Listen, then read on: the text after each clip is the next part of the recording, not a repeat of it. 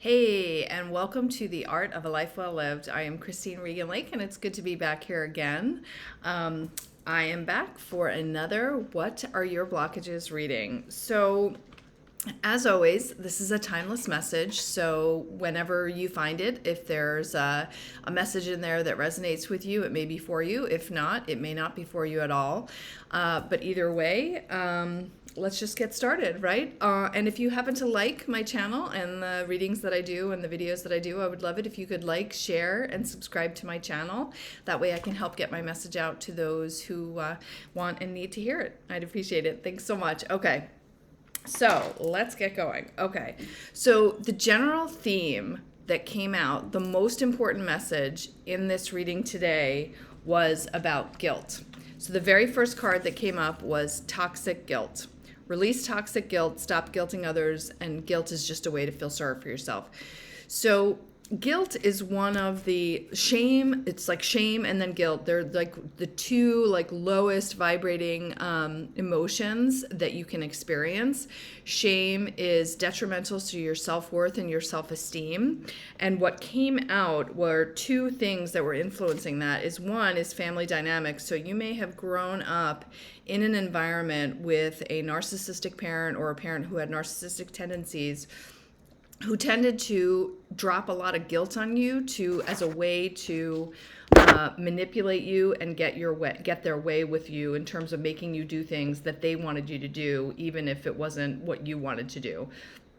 And religious beliefs are impacting your healing, so guilt and shame. So again, it's toxic guilt was caused by a family member, and that is causing you to allow yourself to be manipulated and to potentially sacrifice your needs, what you want, and kowtowing to their guilt that they, this could be a habitual pattern. It could be a mother, it could be a father, it could be a sibling, it could be a boss, whoever.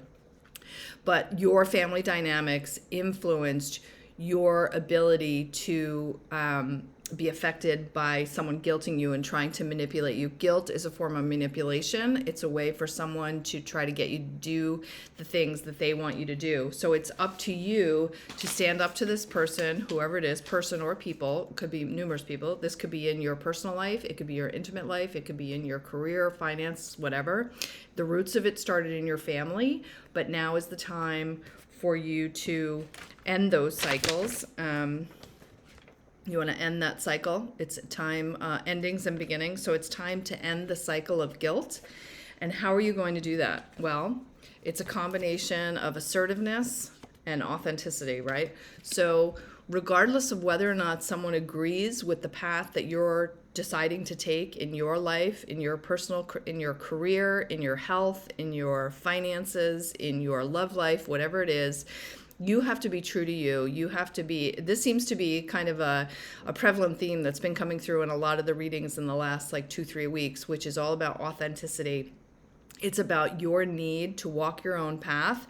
And to do that, if you've had people who were able to manipulate you in the past using guilt, you're going to have to learn to embrace your assertiveness. You have to learn to realize that you are entitled to live your life on your terms. You don't need to ask anybody's permission. You're an adult.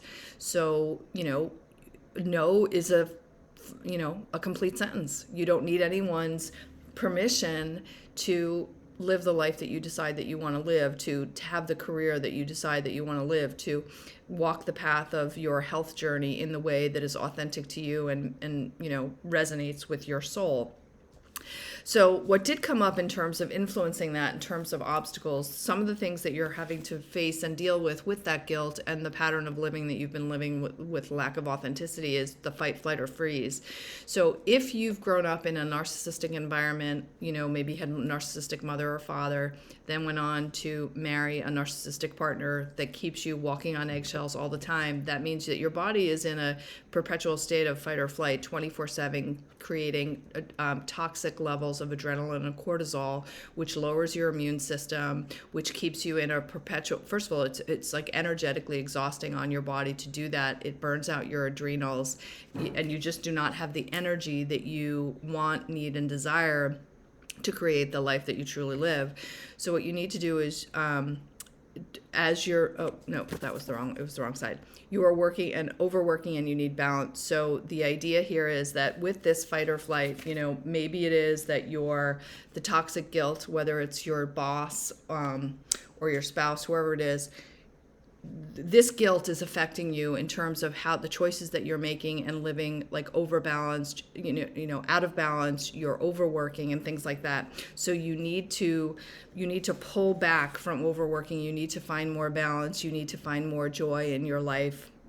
And part of what can support you in helping to feel more grounded and to be more relaxed is to wear rose quartz and do a heart chakra meditation. So you want to do a heart chakra meditation so that you can open up your heart chakra, you can be more present, you can feel more love, and you want to embrace innocence, right? So whenever we connect with our heart, whenever we go back to the pure essence of who we are, we always return to our innocence, because who we are at birth, that childlike nature, that is truly the core of who we are. We are innocent, beautiful souls.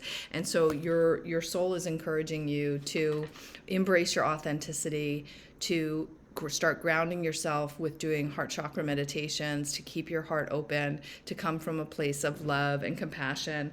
And also in terms of your, the family situation, whoever it is that was potentially guilting you, thrusting that toxic guilt on you, you want to have unconditional love for them and understand that these were coping mechanisms that they embraced as survival in their childhood. And, it doesn't make them an evil person. I know people like to demonize narcissists and, kind of say that they're like subhuman, they're not whatever. I don't personally agree with that. I think that every human being, every person on this planet, every being has the choice. Is it an easy path to heal your shit? Nope. And, someone who has, strong or severe narcissistic traits, will it be a hard path for them to walk to heal? Probably. But you know what? I don't know anybody who's done any of their healing work that said it's easy. Doesn't matter whether you're an empath or a narcissist. It's all hard. It's uncomfortable. It's painful. And it's ugly to look at, and it's not pretty to have to own our shit and to acknowledge that maybe we've been toxic, and we all have been.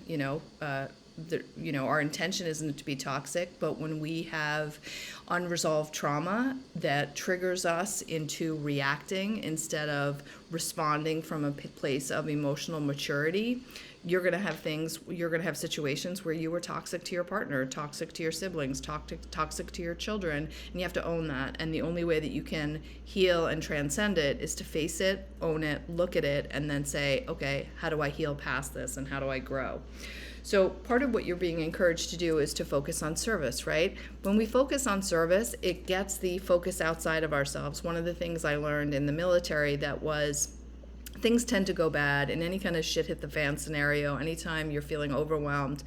When the focus goes inward, that's when things start to crumble around you and things start going bad because you start obsessing, you drop into fear and things like that.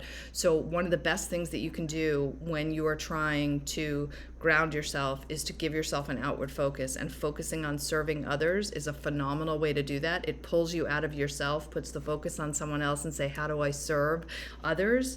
And then in that act of serving others, that will bring you to a place of calm and help you to relax. Okay, so the next thing that came up was, what do you desire? What is it? Getting super clear, right? So if you've lived a life that was, inauthentic, is that the one? Right. No. Yeah. So if you've been living a life that was inauthentic, right? You're not living your authentic truth. What do you want? What is authentic for you? Is your job right now authentically who you are and what you want to be doing? Is your spouse or your intimate partnership, is that the person you want to spend the rest of your life with? Or are you settling because you're afraid to be alone, you're afraid to leave, or maybe you're afraid to leave because you don't have the finances? Are you in an authentic relationship that represents the kind of love that you desire and deserve and the kind of person that you want to be with for the rest of your life? Or are you settling? Your soul does not respond well to inauthenticity. And when we're inauthentic, it can make us physically sick, emotionally sick, depressed, sad, self-destructive, self-sabotaging, things like that. So figuring out what do you desire is of the utmost importance. Once you figure out what you desire, and more than likely you know what that is, you're being encouraged to go near bodies of water. I don't know if maybe that's, go take a visit to the ocean. Maybe it means move to the ocean or move to a river or move to something. Maybe some part of your soul craves being by the water. I know personally I do. That's actually where I've been looking. The 4 houses that I've gone to in the last year that I've been putting bids on trying to get is because I am interested in being by the water. My soul, after 10 years in the desert, my soul really wants to be by the water. So your soul is craving the water. But you're also being reminded that you are a sorceress, right?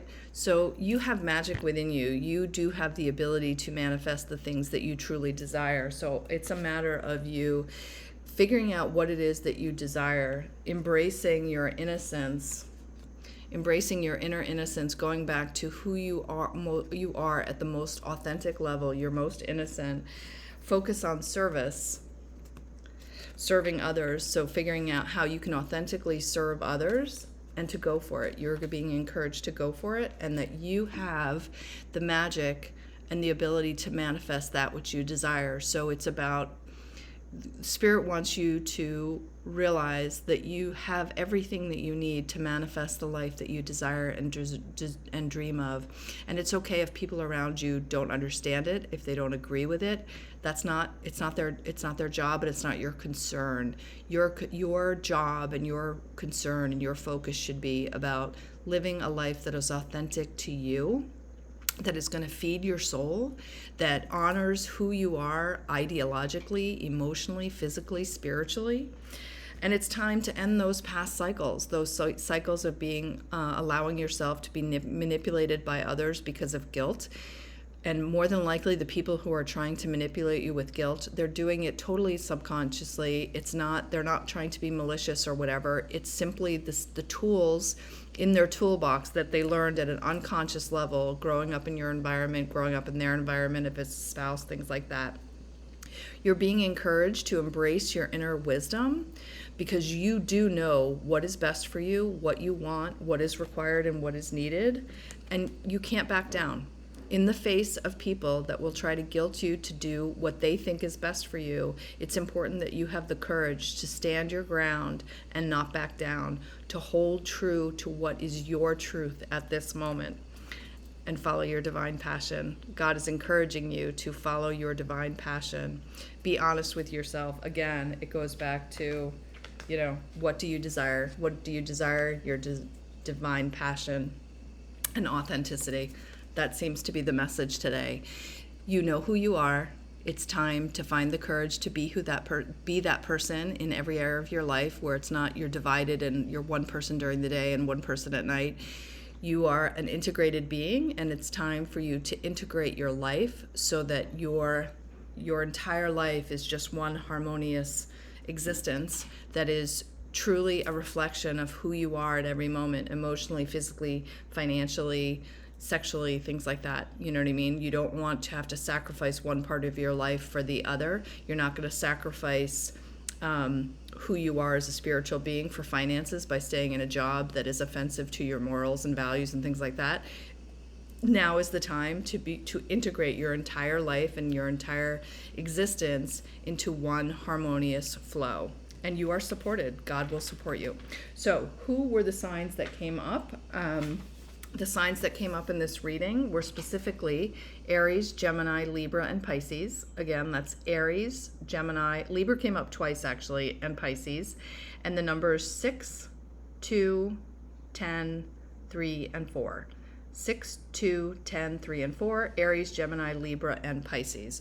So the overriding message was it's time to end the cycle of toxic guilt. It's time to step into your authenticity, follow your divine passion and purpose, and walk in truth and confidence, not to back down, not to be intimidated or guilted by anybody in your sphere of influence. It's your life, and no is a complete answer. So I hope you found value in that. That is the message for today, and I look forward to seeing you again. If you found value in this video, I would love it if you could like, share, and subscribe to my channel, and I'll see you again soon. Thanks. Bye.